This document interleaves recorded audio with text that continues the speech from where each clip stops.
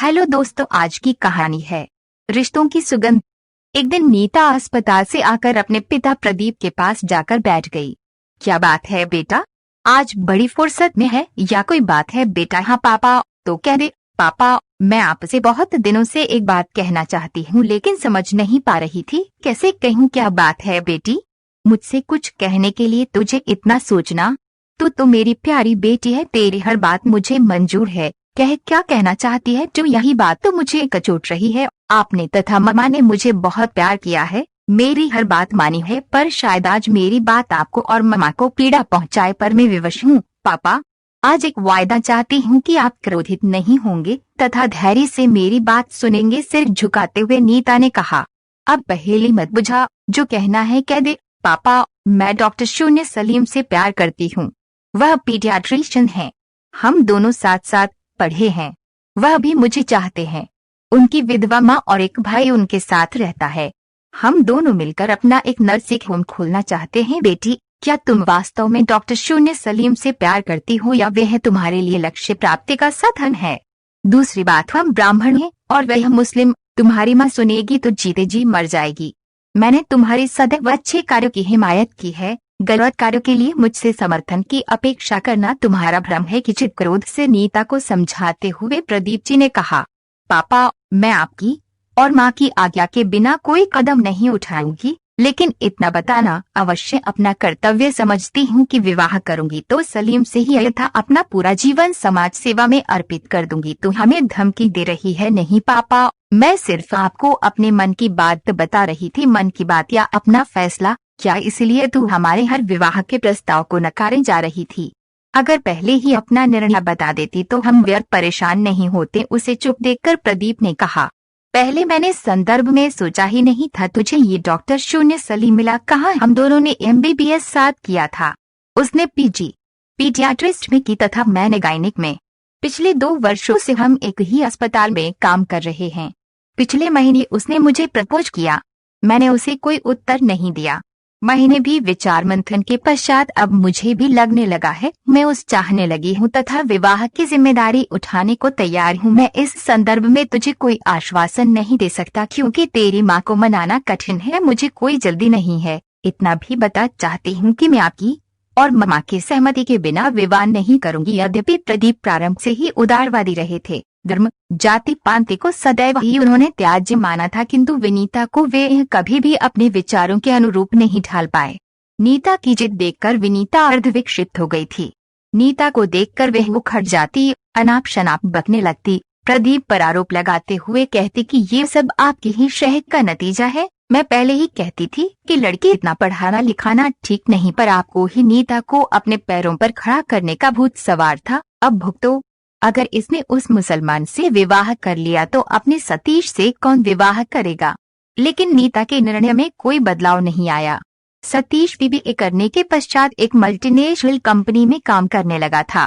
उसके लिए भी विवाह के प्रस्ताव आने लगे थे, लेकिन बड़ी बहन के होते छोटे का विवाह कैसे करें वाली मानसिकता उन्हें आगे बढ़ने से रोक रही थी। प्रदीप और विनीता ने सतीश का हवाला देते हुए नीता से बात की तथा अपना निर्णय बदलने का आग्रह किया। उसने क्षमा मांगते हुए सतीश का विवाह करने की सलाह दी।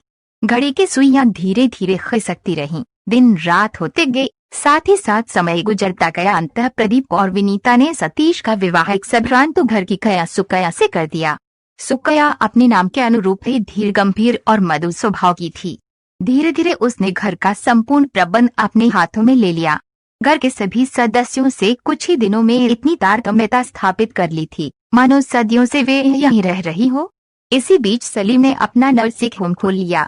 अनीता PG करके उसकी सहायक बनकर नर्सिंग होम में काम करने लगी।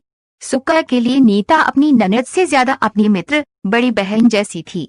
विशेषतया पिछले वर्ष सुजय के होने के समय अचानक सुकया को असहज लगने लगा। उस समय नीता घर पर ही थी। उसकी हालत देखकर नीता ने उसको चेक किया। चेक करते हुए उसे लगा कि बच्चे का मूवमेंट लगभग बंद हो गया है। वह उसे तुरंत अपने अस्पताल ले गई तथा तुरंत ऑपरेशन किया। बच्चे की गर्दन में प्लेसेंटल कॉर्ड फंस गई थी। जरा सी देरी माँ बच्चे की जान ले सकती थी। बच्चे की नाजुक स्थिति देखकर उसे इंटेंसिव केयर यूनिट में रखा गया। डॉक्टर शून्य सलीम ने बच्चे की रुकती सांस पर बड़ी मुश्किल से काबू पाया था। जिस तरह नीता दीदी और डॉक्टर शून्य सलीम ने बिगड़े केस को संभाला था, उससे उसके दिल में उन दोनों के लिए श्रद्धा बढ़ गई थी। अब वह भी चाहने लगी थी कि वे विवाह बंधन में बंध जाएं, पर कैसे समझ नहीं पा रही थी। मन में विचार आते ही उसने अपने मन की बात सतीश को बताई। सुनकर उसने उसे समझाते हुए कहा, तुम प्रयास करना चाहती हो तो करो, पर इतना याद रखना कि माँ की भावनाओं को कोई ठेस न पहुँचे। पर जहाँ तक मैं उनको जानता हूँ, वे इस रिश्ते के लिए कभी तैयार नहीं होंगी। विचारों को बदला भी जा सकता है, दिल अगर मिलते हैं तो धर्म और समाज कोई महत्व नहीं रखते। मैं नीता दीदी के लिए एक प्रयास करना चाहती हूँ, वह भी माँ है, बेटी का भला चाहती हैं, सिर्फ हमारे आ रहा है। ठीक है, जैसा तुम उचित समझो करो। तुम माँ के क्रोध से वाकिफ नहीं हो, अतः जो भी कदम उठाना सोच समझकर उठाना। सतीश ने हथियार डालते हुए कहा, आप निश्चिंत रहें, मैं ऐसा कोई कदम नहीं उठाऊंगी जिससे पारिवारिक शांति भंग हो। प्रयास करने से पूर्व ही हार मान लेना बुद्धिमानों का काम नहीं है, शुक्रिया ने मजबूत इरादे के साथ कहा। विनीता को वह माँ के समान ही मान सम्मान देती थी, उनका आदर करती थी, चाहे वे कितना भी क्यों न झुंझलाती। समय पर उनके नाश्ते, खाने एवं दवाइयों की जिम्मेदारी सहर्ष उसने अपने नाजुक कंधों पर उठा ली थी, जिसकी वजह से वे उनकी भी दुलारी बहू बन गई थी।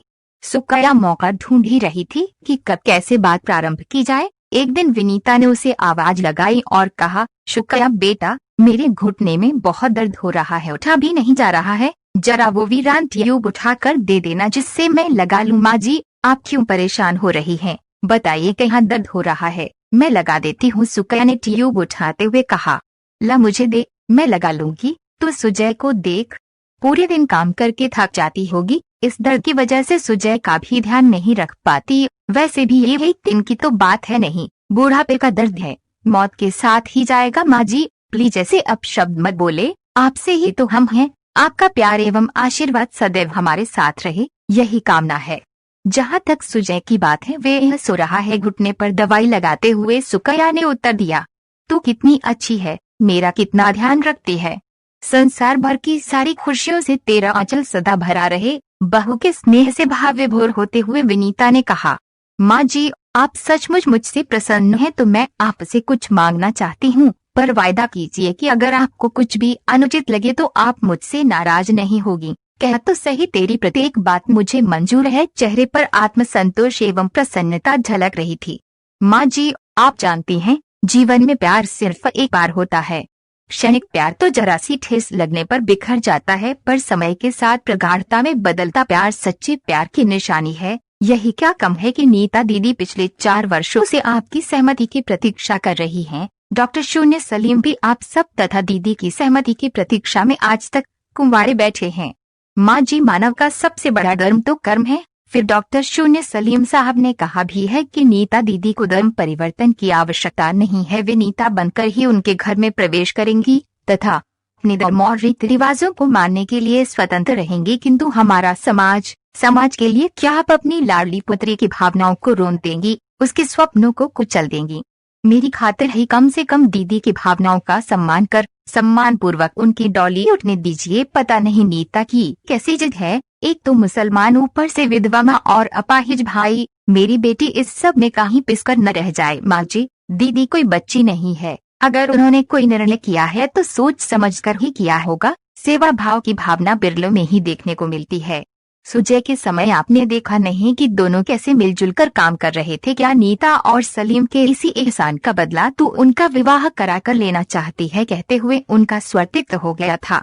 नहीं माँ जी, मैं तो सिर्फ इतना चाहती हूँ जैसे वे कर्म क्षेत्र में साथी हैं वैसे जीवन में भी पति पत्नी बनकर जीवन के हर क्षेत्र में सहभागी बने।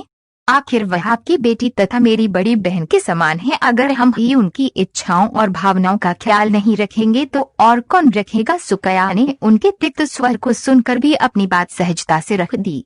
सुकैया के अंतिम वाक्य ने अचानक विनीता के मन मस्तिष्क में हलचल मचा दी। उनके सामने नीता का बचपन गुजरने लगा। छोटी छोटी बातों पर जिद करने वाली नीता, स्कूल से आकर अपनी एक एक बात बताने वाली नीता, किचन में उनका हाथ बंटाने वाली नीता, उनके कटु वचनों को सिर झुकाए सुनती नीता। आज उनकी जिद ने उनकी सर्वगुण संपन्न बेटी को अंतः कवच में कैद करके रख दिया है। बचपन से लेकर आज तक उन्होंने उसकी हर इच्छा को पूरी करने का प्रयत्न किया है, फिर अब ये कैसी जिद? अगर वह डॉक्टर शून्य सलीम से विवाह करना चाहती है, उसके साथ जीवन व्यतीत करना चाहती है, तो उन्हें आपत्ति क्यों है? क्यों नहीं दे देती उसे इजाजत? अगर वो चाहती तो उनके विरोध के बावजूद विवाह कर सकती थी। जब वह उनका मान रख रही है, तब वह क्यों उसकी इच्छा का मान नहीं रख सकती? क्या उसका और सलीम का पिछले 4 वर्षों तक उनकी स्वीकृति की प्रतीक्षा करना उनके उसके प्रति सम्मान के साथ उनके सच्चे प्यार का द्योतक नहीं है? मन की उथल पुथल ने अंततः उसे अपना निर्णय बदलने के लिए विवश कर दिया। विनीता की स्वीकारोक्ति पाकर प्रदीप प्रसन्नता से पागल हो उठे। वस्तुतः बेटी एवं पत्नी की जिद के पाटों में वे अकेले ही पिस रहे थे।